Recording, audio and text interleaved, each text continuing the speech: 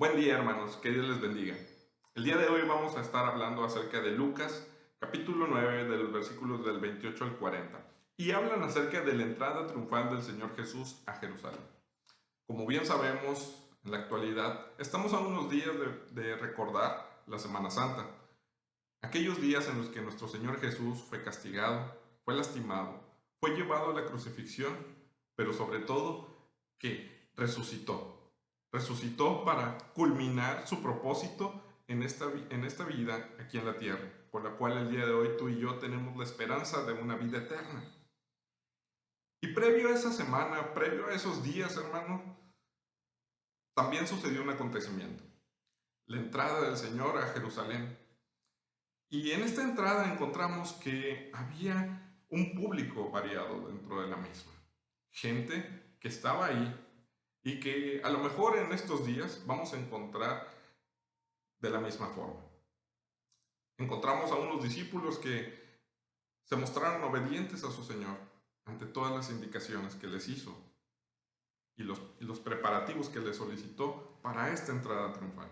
Encontramos también a unas multitudes emocionadas que le seguían, pero algo desorientadas. Y encontramos también a un grupo que no era del agrado del Señor Jesús. Ellos siempre estaban en contra de él. Incluso la palabra de Dios dice que buscaban una razón para matarle. Encontramos a los fariseos, que también estaban presentes en este acontecimiento. Vemos en el capítulo 19, en el versículo 30, el Señor Jesús les dio unas indicaciones a sus discípulos diciendo: id a la aldea de enfrente y entrad en ella, hallaréis un pollino atado en el cual ningún hombre ha montado jamás, desatadlo y traedlo, y si alguien os preguntare por qué lo desatáis, le responderéis así: porque el Señor lo necesita. Fueron los que habían sido enviados y hallaron como les dijo, y cuando desataban el pollino, sus dueños les dijeron: ¿por qué desatáis el pollino? Ellos dijeron: porque el Señor lo necesita. Y lo trajeron a Jesús, y habiendo echado sus mantos sobre el pollino, subieron a Jesús encima. ¿Sabes, hermano? Si el día de hoy te dijera que vayas a la ciudad vecina y que vas a encontrar un carro allá y que dentro de un compartimiento del carro vas a encontrar las llaves, y te pido que lo abras, lo enciendas y lo traigas para acá. Ese carro lo vas a encontrar en la avenida principal, cerca a un Oxxo, siempre está cerca a un Oxxo, y te pido que lo traigas. Te parecerá a lo mejor algo un poquito, pues a lo mejor ilógica la petición. En aquellos tiempos, imagínate cómo era. El día de hoy tenemos tecnología que nos ayuda a comprender o confirmar que eso puede estar en aquel lugar. Pero en los tiempos del Señor Jesús, Él les había dado indicaciones para actividades futuras con puntos exactos. Y esa precisión, el día de hoy, nos muestra que el Señor Jesús tiene el control de todas las cosas de tu vida. Él en aquel entonces estaba preparando a sus discípulos y mostrándoles que sobre toda adversidad, sobre toda situación, Él ya tenía conocimiento. Y sus discípulos dice que fueron y obedecieron. Aunque pareciera ilógica que iban a encontrar allá un pollino. ¿Y qué tal si no estaba?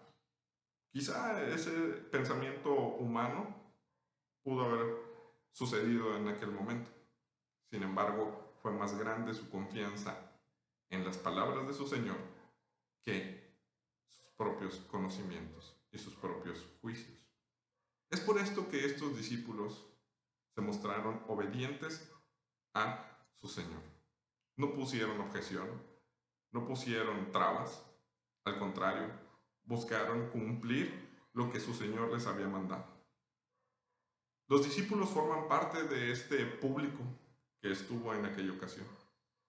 El día de hoy, hermano, ¿eres un discípulo obediente a los mandatos que tu Señor te pide?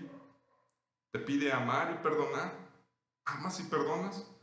Te pide que lo obedezcas, lo obedeces. Te pide que confíes en Él en los momentos difíciles, confías en Él. Como segundo punto, o segundo tipo de público que encontramos aquí, vemos a las multitudes emotivas, las multitudes que decían, Hosana, Hosana, y que veían y alababan a Jesús, al gran Mesías, al Rey. ¿Sabes, hermano? El pueblo judío, si vemos con anterioridad, había sufrido por su desobediencia esclavitud y se encontraban en una situación similar. Incluso el Señor levantó libertadores, como en el caso de Moisés, para librarlos de la esclavitud de Egipto. El pueblo judío creía que el libertador, el Mesías que iba a llegar, iba a librarlos del imperio romano. Iba a librarlos humanamente de todas esas aflicciones que tenían por medio de un imperio dominante. Y ellos querían a un líder militar, quizá, a un líder que se levantara en armas, que buscara una rebelión contra el imperio romano y que les quitara esa esclavitud. Lo que no comprendían es que el Señor sí venía a liberar, sí venía a quitar cadenas, sí venía a quitar esclavitud, pero de pecado, en su vida espiritual, en sus corazones. Él venía a salvar a la humanidad, no solamente a su pueblo, sino a la humanidad completa. Pero ellos no lo entendieron.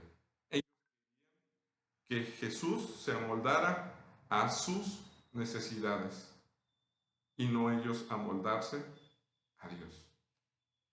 Querían que Él satisfaciera todo lo que ellos querían, una libertad del imperio. Sin embargo, el Señor venía a liberar sus corazones.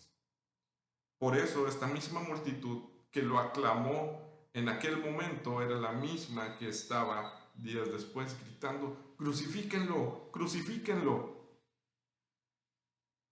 porque no cumplió sus expectativas. Hoy, la gente también está deseando de un Dios, un Salvador, que quite este virus que está lastimando a la humanidad. Quieren que venga y que se erradique este mal. Y claro, el Señor lo puede hacer. Creemos firmemente en que el Señor tiene el control y el poder de esto. Pero la humanidad no quiere ceder su vida ante este Dios. El Dios que vino a salvar sus corazones, que vino a salvar sus almas de una condenación eterna. Ellos quieren ser librados de esta pandemia, pero muchos en su corazón realmente no quieren entregar su vida a Dios. Si eres una persona que el día de hoy solamente quiere salir de sus problemas, quiere que Dios le ayude a solucionarlos, déjame decirte que Dios puede solucionar el más importante problema que hay en tu vida, tu condenación. Pero es necesario que tú le reconozcas como Salvador y como Señor de tu vida. Que aceptes el sacrificio que Cristo vino a hacer en la cruz y la resurrección que Él cumplió para que puedas tener vida eterna. Arrepiéntete de tus pecados. Arrepiéntete de esa manera de pensar. Aún hay tiempo. No seas como esta multitud que quería a un Dios que se adaptara a sus necesidades. No, el Señor puede hacer eso, pero principalmente quiere salvar tu alma. Y como tercer tipo de público encontramos también a los fariseos, aquellos hombres que en todo momento buscaban ponerle una zancadilla, ponerle pruebas, hacer quedar mal al Señor Jesús durante su ministerio y su vida. Incluso encontramos que en este pasaje su último milagro fue, o previo, su milagro previo fue la resurrección de Lázaro. Y por lo cual también ya se sentían desesperados estos fariseos porque mucha gente de los judíos estaba empezando a creer también en Jesús. ¿Y qué creen? Eso afectaba su sistema religioso, eso afectaba a sus planes, eso los afectaba a ellos porque no querían dejar de tener el control y el poder sobre el pueblo. Por eso veían a Jesús como una amenaza. El día de hoy también hay hombres que ven a Dios como una amenaza en sus vidas porque no quieren dejar de ser ellos, quieren seguir teniendo el control de lo que hacen y creen que sus fuerzas, sus conocimientos están por encima de Dios. Y no es así. El Señor quiere que entreguen su vida, que se rindan a Él, que confíen en Él. Esa es la confianza de aquellos como sus discípulos depositaron en Cristo, depositaron en Jesús. Señor, lo que nos pides parece ilógico, pero confiamos en ti. Confiamos porque tú tienes el control de todas las cosas. Hermano y amigo que me escuchas, ¿cómo te consideras delante de Dios? ¿Como un discípulo que está al pendiente de lo que su Señor le está pidiendo? ¿O quieres, como las multitudes, a un Dios que se adapta a tus necesidades? ¿O ves a Dios como una amenaza en tu vida porque no quieres dejar de ser y hacer a tu manera?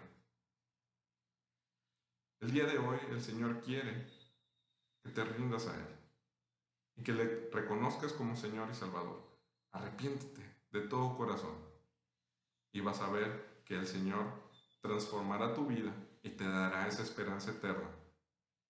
Aún en esta aflicción, aún en estos momentos de pandemia, de dificultad, el Señor puede tener el control de tu vida. Que Dios te bendiga.